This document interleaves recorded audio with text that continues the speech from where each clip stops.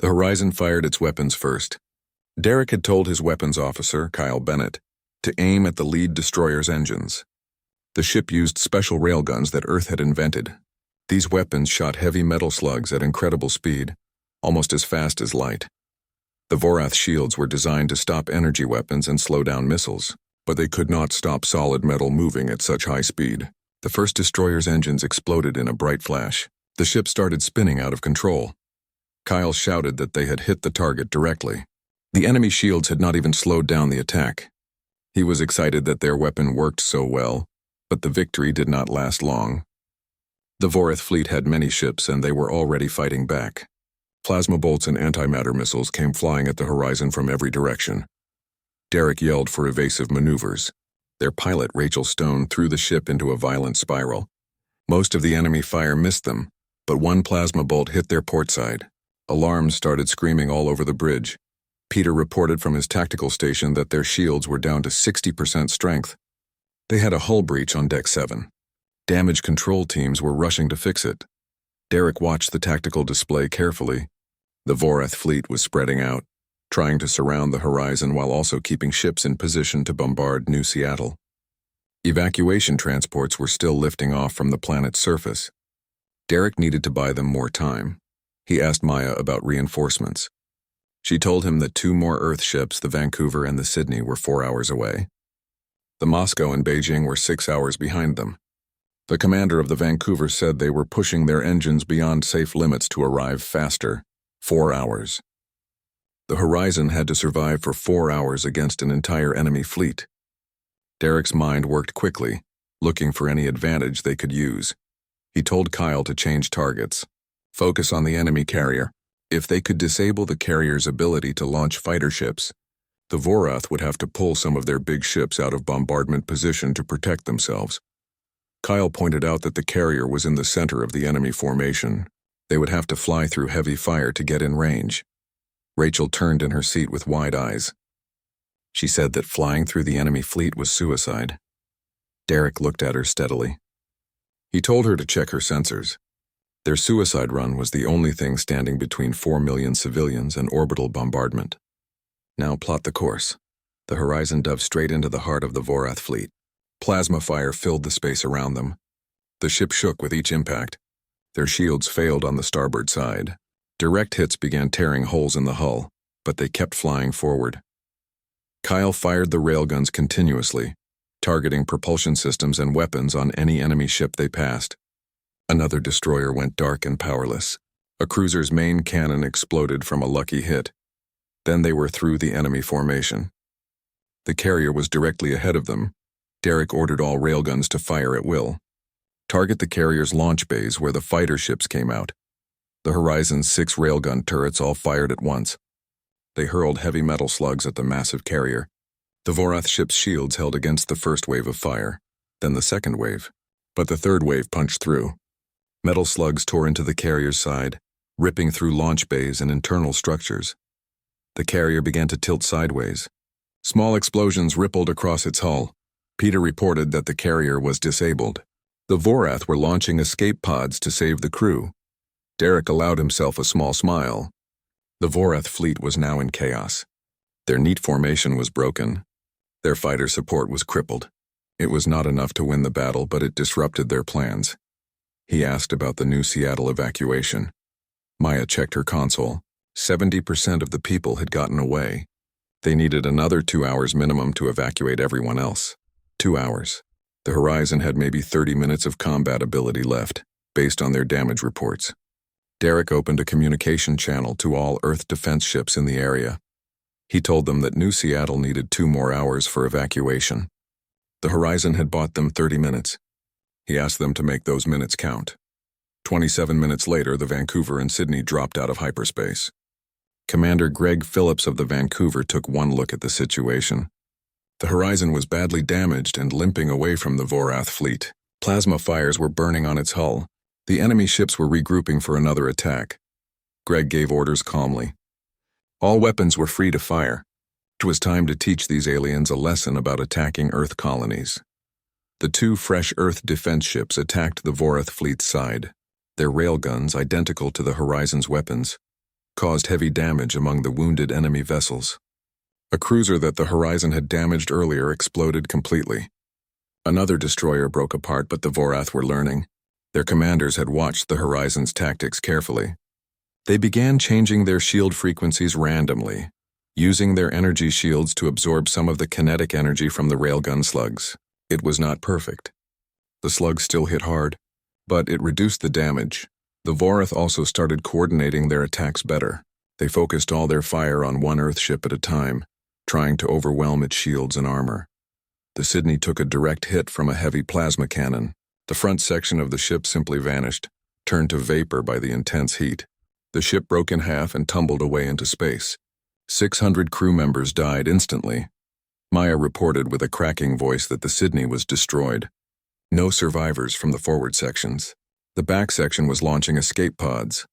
Derek felt the news like a punch to the gut. But he could not stop to mourn, not yet.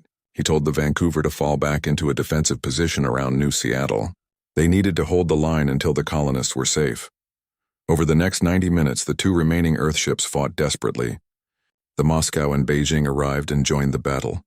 The Vorath kept pressing their advantage, but the human ships were fighting for their homes. That made them fierce and dangerous. Finally, Maya's console made the sound they had been waiting for. She reported that the last evacuation transport had just cleared the planet's gravity well. All civilians were away and safe. Derek sagged in his command chair. Exhaustion washed over him like a wave. He started to give orders for all ships to withdraw, but Peter interrupted with alarm in his voice. The Vorath flagship was charging its weapons. They were going to destroy the planet anyway, even though it was empty now. Derek's exhaustion vanished, replaced by cold anger. The colony was empty. Just buildings and farmland remained. But the Vorath were going to destroy it anyway, just to make a point. Just to send a message. Derek said quietly that this would not happen on his watch. He told Rachel to plot one more attack run, straight at the Vorath flagship. He told Kyle to load all remaining railgun ammunition. They were going to deliver their own message. The bridge crew stared at him for a moment. Then they turned to their stations. They were Earth's defenders. They had a job to finish. The Horizon, battered and burning, made one final charge at the Vorath flagship. The enemy knew exactly what to expect this time. The human ship had no shields left. Its armor had holes everywhere. But its railguns still worked. Kyle fired everything they had left in one massive barrage. Tungsten slugs hammered into the Vorath flagship's bridge section. The alien ship's shields flickered under the assault. They held for a few seconds, then collapsed completely. The final slugs punched through the command deck. The Vorath flagship went dark. Its bombardment weapons fell silent. Peter reported with disbelief in his voice that the enemy fleet was pulling back. They were retreating to hyperspace. The battle was over. They had actually won. Derek looked at his exhausted crew. He looked at the tactical display showing the damaged remains of Earth's defensive fleet. He looked at the empty colony world below them. 4 million civilians had been saved. The Sydney was destroyed. Thousands of crew members were dead or wounded. He said quietly that they had not won. They had survived. There was a difference. But across the galaxy, news was already spreading. Earth, the neutral power, had bloodied the nose of the mighty Vorath Empire. Humanity had shown the galaxy a new weapon that made alien shields nearly useless.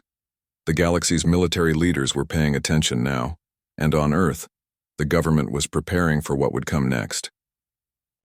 The year was 2187, and Earth had managed to stay out of the biggest war in the galaxy. For 15 years, two powerful alien groups had been fighting each other.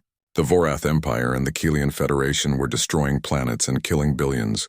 Earth watched it all happen but never picked a side. Captain Derek Hayes stood on the bridge of his ship, the Horizon. He was looking at reports from the war zones. Another alien world had been destroyed. Another billion people were dead. His crew members sat quietly at their stations. Nobody knew what to say anymore. A young officer named Maya Rodriguez spoke up from her station. She handled all the messages that came to the ship. The Kelian aliens were asking for help again.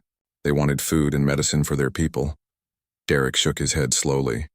Earth had one rule that kept them safe. They would not help either side in the war. This rule had protected Earth for a long time. When the aliens first found Earth, both groups tried to get humans to join their war. Human technology was not as good as alien technology, but humans could build things very fast. Earth was also near important space roads that ships used to travel between stars. This made Earth valuable to both sides. The leaders of Earth talked for many months. Finally, a woman named Patricia Morgan told both alien groups what Earth decided. Humans would trade with everyone. Alien ships could travel through human space if they came in peace. But Earth would not join the war. Earth would fight anyone who attacked them. For 15 years, this plan worked well. Earth became rich from trading with both sides. Humans built 12 new colony worlds. All of them had strong defenses. All of them stayed neutral in the war. The Vorath and Kalian aliens did not like this, but they accepted it. Neither side wanted to fight Earth and make a new enemy. But everything changed on April 3, 2187.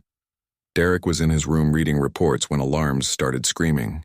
He ran to the bridge as fast as he could. Maya was already pulling up information on the big screen. Multiple Vorath warships had just appeared in space. They were heading straight for New Seattle.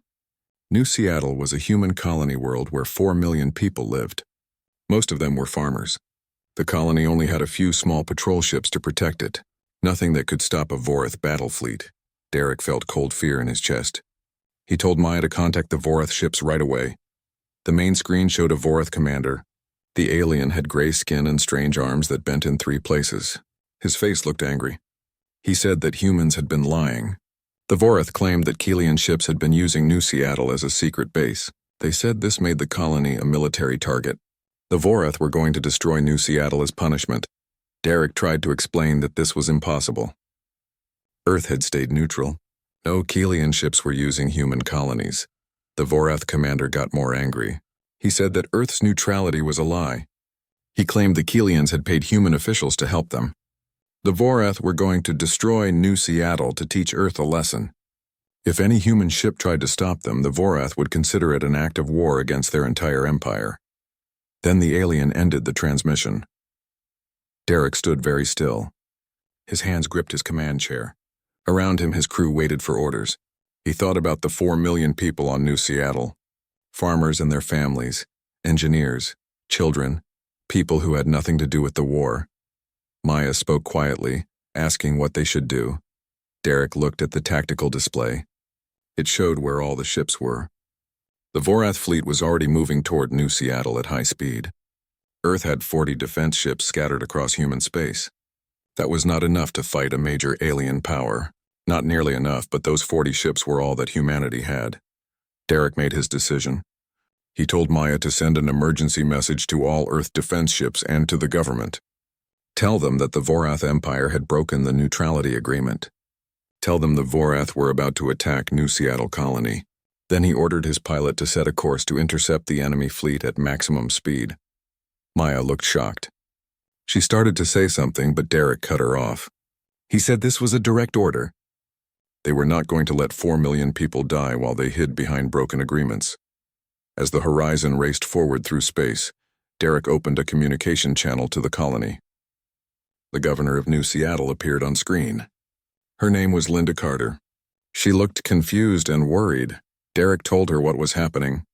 Vorath ships were coming to attack. She needed to evacuate everyone immediately. Get people into emergency shelters. Prepare transport ships to escape. The horizon was on its way to help, but Derek could not promise they would arrive in time. Linda's face went pale, but she nodded. She understood. She would do everything she could. All across New Seattle, emergency sirens began to wail. People ran to shelters. Parents grabbed their children. Transport ships started launching from the surface. 3 hours later, the horizon arrived at the edge of New Seattle's star system. The tactical officer, a man named Peter Walsh, immediately scanned the enemy fleet. He reported that the Vorath had brought 3 heavy cruisers, 8 destroyers, and 1 carrier with fighter ships. They were getting into position to bombard the planet from orbit. The odds were impossible. The horizon was 1 ship against an entire fleet. They had good weapons designed by human engineers, but it was still just 1 ship. Derek told Maya to broadcast a message on all frequencies. He wanted both the Vorath and Earth to hear what he was about to say. Maya opened the channel. Derek stood up from his chair. His voice was calm and clear when he spoke. He identified himself as Captain Derek Hayes of the Earth Defense Ship Horizon. He told the Vorath fleet they were violating human space. They were threatening civilians. They needed to leave immediately or face the consequences. He also sent a message to Earth Command, telling them his ship was engaging the enemy to protect New Seattle. He asked God to be with them all. On the tactical display, the Vorath ships began charging their weapons. In the distance, Derek could see the first evacuation transports lifting off from New Seattle. There were thousands of ships carrying people away from danger. But it was not enough. They needed more time. Derek announced to his crew that battle stations were active. He said that today they would stop running. Today they would show the galaxy what happened when someone picked a fight with Earth. The horizon accelerated toward the Vorath fleet. One small ship against impossible odds. They were buying time for innocent people to escape. Behind them, across a dozen star systems, other Earth defense ships were getting the same alert. They were all making the same choice. Earth's neutrality was over. The war had finally come home, and humanity was ready to fight. 3 days after the battle at New Seattle, Ambassador Patricia Morgan stood before the Global Security Council in Geneva. The large meeting hall was filled with representatives from every nation on Earth. Their faces looked serious as they watched holographic displays showing damage reports, casualty numbers, and tactical analysis of the battle. Patricia had worked in diplomatic service for 40 years. She had negotiated many difficult agreements, but she had never faced a moment as important as this one. Humanity stood at a crossroads. The decision they made today would affect generations to come. She began her speech by saying they faced one simple question. What should humanity do now? Director Carlos Mendez spoke first. He led the Pan-American Union. He said the answer seemed obvious to him. The Vorath had attacked Earth. Humans should join forces with the Keelian Federation and strike back. The Keelians had been asking for Earth support for years. Minister Liu Chen disagreed strongly. She represented the Asian prosperity sphere. She asked if they wanted to paint an even bigger target on their backs. The Vorath Empire controlled 4,000 star systems. The Keelians controlled 3,000 systems. Earth only held 12 systems. Humans were not a galactic power, no matter how well their railgun technology had worked in battle. Chancellor Helena Schneider of the European Alliance asked what Liu suggested instead. Should they simply return to neutrality after the Vorath killed thousands of their people? After the aliens tried to destroy an entire colony? The debate continued for hours. Some leaders wanted to join the Keelians. Others argued for building stronger defenses and enforcing armed neutrality.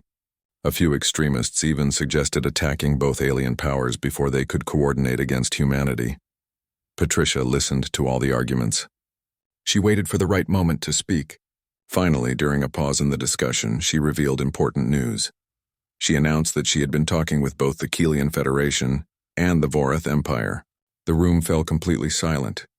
Everyone waited to hear what the aliens had said. Patricia explained that the Keelians had offered Earth full alliance status if humans joined their war effort. They promised advanced technology, military support, and good trade agreements. Director Mendez asked what the Vorath had said. Patricia's face became hard and angry. She said the Vorath had issued an ultimatum. They claimed their attack on New Seattle was legal under galactic law. They said Earth had been secretly helping the Keelians. The Vorath demanded that humans allow inspection teams into all colonies to verify neutrality. They also wanted exclusive access to human railgun technology, and they demanded that Earth pay money to compensate for damage inflicted on the Vorath fleet. The chamber erupted in outrage. Representatives shouted over each other. Several people called for immediate declarations of war. Patricia waited for the anger to calm down. Then she continued with more news. She said a third party had contacted her, someone humanity had not heard from before. The holographic display changed to show an alien face unlike any humans had seen. The being's features were angular and crystalline. Its eyes seemed to reflect light in strange patterns. Patricia explained that this was Ambassador Gental of the Non-Aligned Worlds Coalition. They represented over 800 star systems that had stayed neutral in the Vorath-Keelian War. They had been watching Earth's situation closely. They had a proposal for humanity. The image of Gental spoke. The translation computer made their words sound calm and measured. They said that humanity's defense of New Seattle had inspired many species in the galaxy. Human railgun technology had proven that new ideas could challenge established powers. The non-aligned coalition was offering Earth membership and mutual defense agreements. Together, they could build a third power block, one committed to peace but capable of defending itself. The image faded. Patricia faced the council again. She laid out their three choices clearly. Join the war as a junior partner to the Keelians, submit to Vorath demands and hope the aliens did not attack again, or take the harder path by building something new with the non-aligned worlds, remaining independent but no longer alone. The debate that followed was intense, but it was shorter than before. By midnight, the council held a vote. Earth would join the non-aligned worlds coalition. 1 week later, Captain Derek Hayes stood in the command center of New Geneva shipyards. He watched construction crews working on the frame of a new type of warship. Admiral Janet Cooper stood beside him. She had just been appointed commander of Earth's expanding defense fleet. Janet explained that the council was calling these new ships the Independence-class destroyers. They were larger than current Earth vessels. They had twice as many railgun batteries. They had enhanced shields designed specifically to counter plasma weapons. The shipyards were building 20 of them. Derek studied the technical specifications on the holographic display. He pointed out that 20 ships would not be enough if the Vorath came back with a larger force. Janet agreed. But she said humans were not building the ships alone. The non-aligned coalition was sharing their shield technology. Earth was sharing railgun designs. 6 other alien species were contributing propulsion systems, sensor arrays, and hull materials. These would not be purely human ships. They would be coalition vessels, built with the best technology from multiple civilizations. She pulled up another display showing construction sites across a dozen star systems. Between Earth and their new allies, they were planning for 200 vessels over the next 3 years, a fleet large enough to defend all coalition space. Derek whistled softly. That would cost enormous amounts of money. It would also require complicated diplomatic coordination. Janet smiled slightly. That was why Derek was being reassigned. The Horizon was going to be retired and put in a museum. Derek and his crew were being transferred to a new flagship called the Unity. He would lead a mixed-species crew. They would train together and learn to fight together. It was a completely new kind of mission. Derek thought about his crew and the friends he had lost at New Seattle. He asked if they had any information about the Vorath response. Janet's smile faded. The Vorath were very angry. The battle had humiliated their empire. They were demanding the coalition hand over railgun technology as compensation. The coalition had refused. Derek said that meant war was coming. Janet agreed that war was probably inevitable. But it would not be the kind of war the Vorath expected. Humans were not going to play by alien rules anymore. That same day, in the Vorath Empire's capital system, Fleet Commander Zekvar attended an emergency meeting of the Military Council. The large chamber was filled with the Empire's highest-ranking officers. All of them were focused on tactical displays showing Earth's new alliances. Grand Admiral Thul Khan spoke angrily. His rank tattoos glowed with agitation. He said the situation was unacceptable. A primitive species had humiliated their fleet and killed thousands of Vorath warriors. Now humans were hiding behind a coalition of weak species. The Vorath must strike immediately, before the coalition had time to strengthen their defenses. Zekvar had led the attack on New Seattle.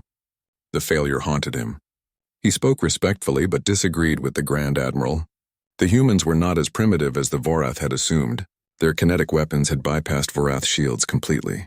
They needed time to adapt their defenses. Thul Khan slammed his triple-jointed fist on the table. Time was exactly what they could not give the humans. The Keelians were already requesting human technology. If the non-aligned coalition armed itself with railguns, it could shift the balance of power across the entire galaxy. Another officer named Nal Rix added information from intelligence reports. The humans were sharing their manufacturing techniques too. Human industrial capacity was impressive for such a young species. Within 1 year, these weapons could be everywhere in the galaxy. Thul Khan's expression was serious and dark. He said they had no choice. They would assemble the 3rd and 5th armadas. 20,000 ships in total. They would strike at the heart of human space and destroy their industrial capacity before it became a threat to the entire galaxy. Earth must be made an example that others would remember. Zekvar felt cold fear despite himself. 20,000 ships against a new coalition. It would be a massacre. He pointed out that such a massive deployment would weaken their military front against the Keelians. The enemy could launch a counter-offensive while Vorath forces were away. Thulkan said to let them try. Once the Vorath crushed Earth and seized their technology, they would have the advantage needed to end the war once and for all. The military council voted. Every officer agreed. The greatest fleet in Vorath history would be assembled and launched within 3 months. Back on Earth, Derek Hayes was learning how different his new assignment would be. The Unity's crew consisted of multiple species. There were humans like himself. There were Jathir navigators with crystalline biology. There were Kalorn engineers with 4 arms and incredible mathematical abilities. There were mixed communications specialists with telepathic powers. His new second-in-command, Commander Susan Blake, explained the challenges. The Jathir needed much cooler temperatures. The Kalorn needed lower gravity. The mix could not tolerate fluorescent lighting because it interfered with their brain processes.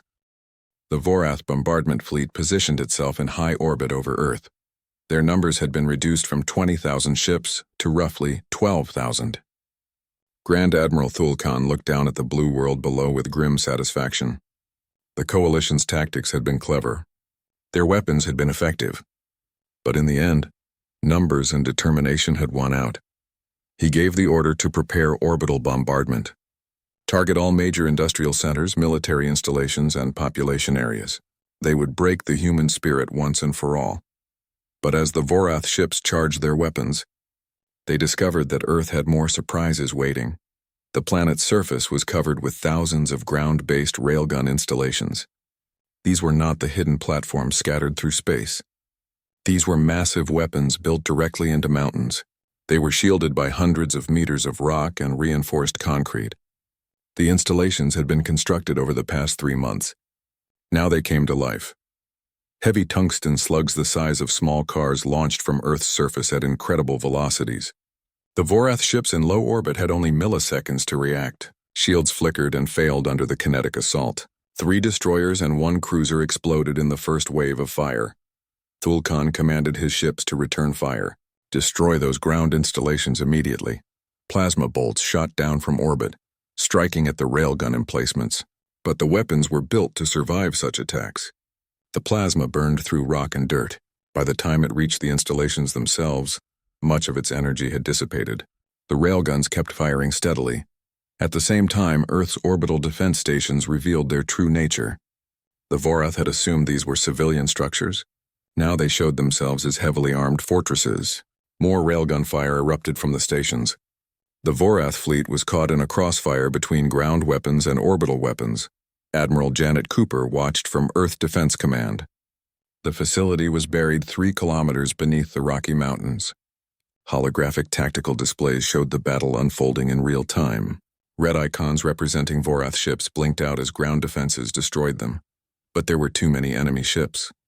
For every Vorath vessel destroyed, 10 more pressed the attack. Plasma fire rained down on Earth's surface like deadly rain. Cities burned. Defense installations exploded. Millions of people died in the first hour of bombardment. Colonel Andrew Martinez was Janet's tactical officer. He reported that ground defenses were at 60% capacity. They were losing installations faster than repair teams could fix them. Janet's jaw tightened with determination. She told them to keep firing. Every second they held the Vorath here was another second for Coalition reinforcements to arrive. In orbit, Derek Hayes led what remained of the Coalition fleet in desperate attack after desperate attack. The Unity's hull was covered with plasma burn scars. Its shields were barely functional, but the ship still fought. Derek's mixed-species crew worked with mechanical precision despite their total exhaustion. Derek pointed at a massive Vorath carrier coordinating fighter strikes against Earth's defense stations. He ordered all railguns to concentrate fire on that target. The Unity's weapons fired. 15 other Coalition ships still operational in Earth orbit joined the attack. The Vorath carrier's shields held for 3 seconds. Then they collapsed completely. Railgun slugs tore into the carrier's hull. The massive ship broke apart into pieces. But the victory lasted only moments. A Vorath battleship struck back with rapid plasma cannon fire. The Coalition destroyer Princeton took a direct hit. Its fusion reactor core breached. The ship vanished in a flash of nuclear fire. Maya reported in a hollow voice that the Princeton was gone. All hands were lost. Derek forced himself to focus. Grief was a luxury they could not afford right now. He started to give orders for all ships to regroup, but Peter interrupted urgently. New contacts were emerging from hyperspace. Multiple signatures. He counted hundreds of them. How thousands of ships were arriving. Derek's heart sank. Vorath reinforcements had arrived. The battle was over. Earth had lost. Then Maya gasped with surprise. The new ships were broadcasting coalition identification codes. It was the reinforcement fleet. The non-aligned worlds had sent everything they had. The holographic display lit up with friendly symbols. Ships from dozens of different species and hundreds of worlds were converging on Earth. They were not all equipped with railguns. Most had conventional plasma weapons and missiles. But they were here, and they were fighting for humanity's survival. The tide of battle shifted dramatically. The Vorath fleet had already been worn down by days of continuous warfare. Now they found themselves facing a fresh and determined enemy. The coalition reinforcements attacked with coordinated fury. Their ships used formations and tactics that humanity had never witnessed before. A squadron of Jothir warships moved with crystalline precision. Their energy shields linked together to create a moving wall of protection for smaller vessels. Behind this protective shield, Keylorn destroyers fired advanced plasma weapons that burned through Vorath armor. Mixed cruisers coordinated the entire battle through their shared consciousness. They provided real-time tactical updates to every coalition ship simultaneously. And at the center of everything, Earth's defenders surged forward with renewed strength. They were battered and exhausted but completely unbroken. Grand Admiral Thulkan watched his advantage evaporate with each passing minute. His fleet still outnumbered the coalition forces, but his ships were damaged. His crews were tired. Now he was fighting on multiple fronts at once. Ground defenses struck from below. The original coalition raiders harried his flanks.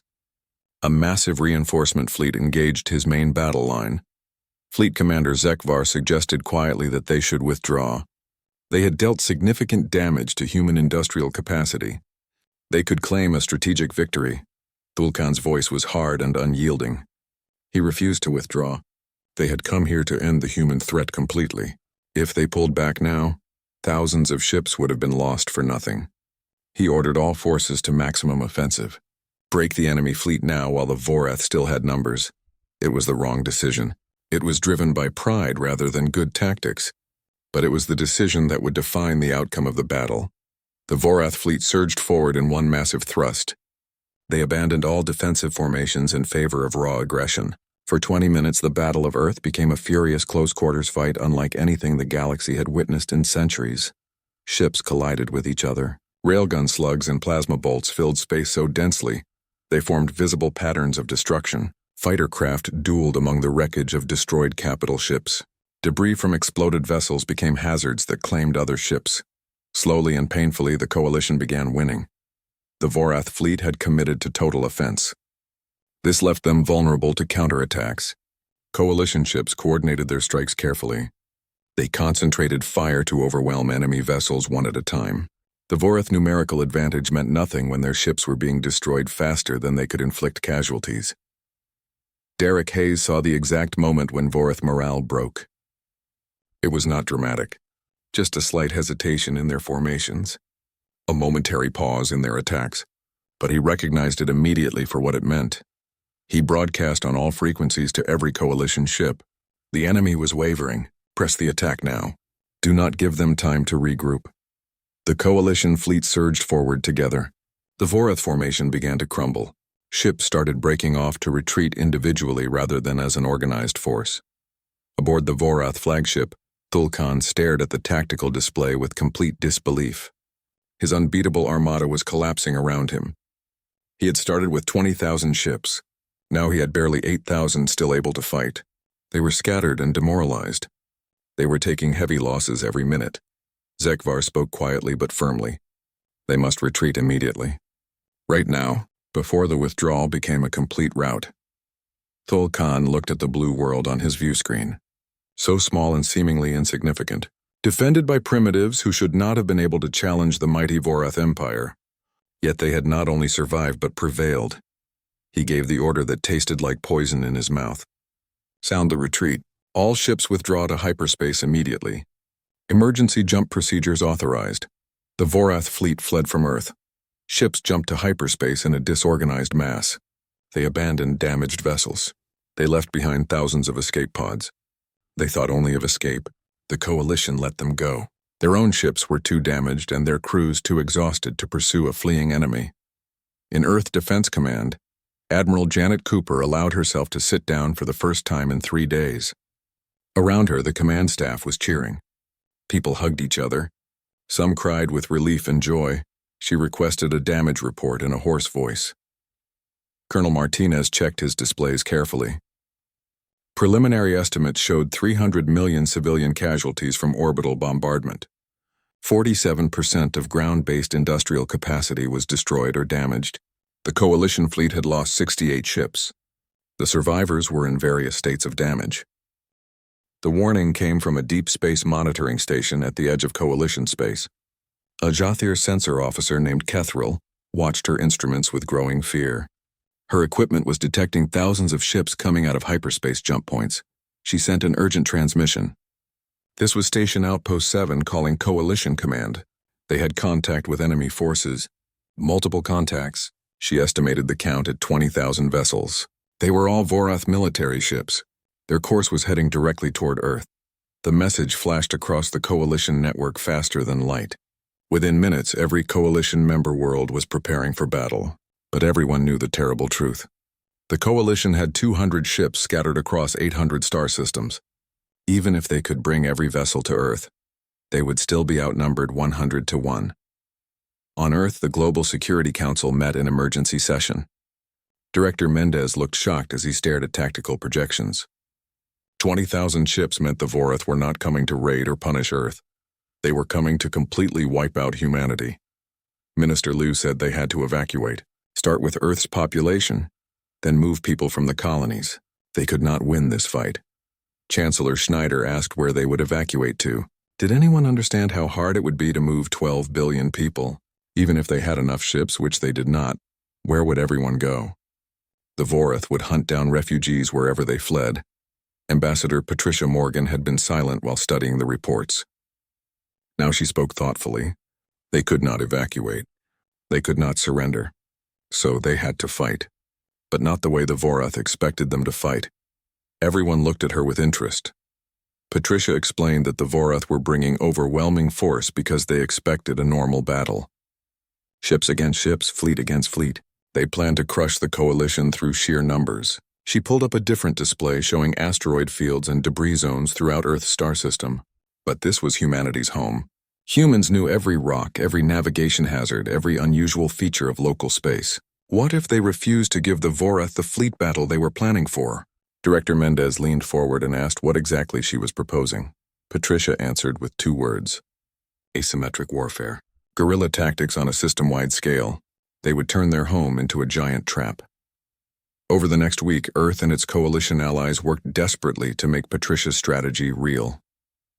The orbital shipyards that had been building new warships changed production to something different.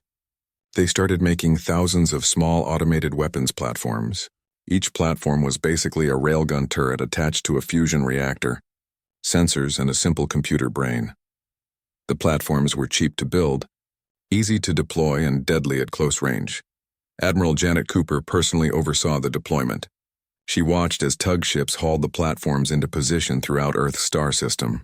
They hid them in asteroid clusters. They concealed them in debris fields. They camouflaged them against moons and orbital stations. Thousands of hidden weapons waited silently in space. Captain Susan Blake watched from the Unity's bridge. She said it was like a minefield without the mines. The Vorath would not see the platforms until they were right on top of them. Janet agreed. That was exactly the idea. The Vorath shields could adapt to railguns if they knew the weapons were coming. But surprise attacks at close range from unexpected directions would be much harder to defend against. Derek Hayes studied the tactical map carefully. He asked about the actual Coalition fleet. 200 ships would not last long against 20,000 enemy vessels. Janet explained that Coalition ships were not going to fight a traditional battle. They would be hit-and-run raiders. Strike the enemy, retreat quickly. Lead Vorath ships into kill zones, then strike again. Make the enemy chase them through every hazard in the system. Slowly bleed away their strength. Derek asked quietly what would happen when the Vorath reached Earth orbit anyway. Janet's expression was serious and worried. Then they would hope the ground defenses could hold long enough for coalition reinforcements to arrive. The non-aligned worlds were sending everything they had, but their ships were scattered far apart. It would take time for them to gather and reach Earth, time that might not exist. The Vorath Armada came out of hyperspace at the edge of the solar system in a formation that stretched across millions of kilometers of space. Grand Admiral Thulkan looked at tactical displays with satisfaction. His fleet outnumbered the enemy 100 to 1. This battle would be over quickly. He ordered all vessels to advance on Earth in battle formation Alpha 7. Capital ships would stay in the center. Destroyer screens would protect the flanks. They would crush any resistance, then proceed with orbital bombardment of all human industrial facilities and population centers.